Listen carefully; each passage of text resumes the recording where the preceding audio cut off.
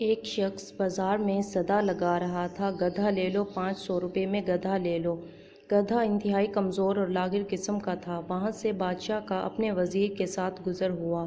بادشاہ وزیر کے ساتھ گدھے کے پاس آیا اور پوچھا، کتنے کا بیچ رہے ہو؟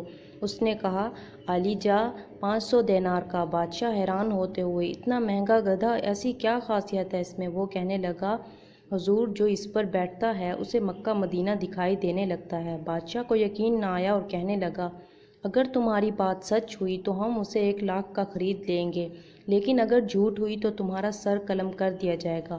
ساتھ ہی وزیر کو کہا کہ اس پر بیٹھو اور بتاؤ کیا دکھتا ہے۔ وزیر بیٹھنے لگا تو گدھے والے نے کہا، جناب، مکہ مدینہ کسی گنہگار انسان کو دکھائی نہیں دیتا۔ وزیر، ہم گنہگار نہیں، ہٹو سامنے سے۔ یہ کہہ کر وزیر گدھے پر بیٹھ گیا، لیکن کچھ دکھائی نہ دیا۔ اب سوچنے لگا کہ اگر سچ کہہ دیا تو بہت بدنامی ہوگی۔ اچانک چلایا، سبحان اللہ، ماشاء اللہ، الحمدللہ، کیا نظارہ ہے مکہ مدینہ کا۔ بادشاہ نے کہا تجسس میں، ہٹو، میں بھی دیکھنے دو، اور خود گدھے پر بیٹھ گیا۔ دکھائی تو اسے بھی کچھ نہ دیا، لیکن سلطانی جمہور کی شان کو مد نظر رکھتے ہوئے آنکھوں میں آنسو لے آیا اور کہنے لگا، واہ میرے مولا، واہ واہ، سبحان اللہ، تیری قدرت، کیا کراماتی گدھا ہے، کیا مقدس جانور ہے۔ میرا وزیر مجھ جتنا نیک نہیں تھا، اسے صرف مکہ مدینہ دکھائی دیا، مجھے تو ساتھ ساتھ جنت بھی دکھائی دے رہی ہے۔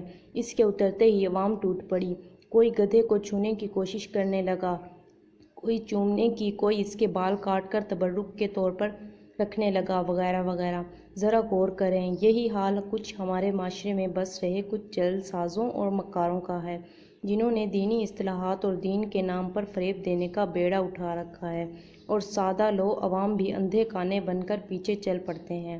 اللہ پاک ہم سب کو سمجھ اور عمل کی توفیق عطا فرمائے۔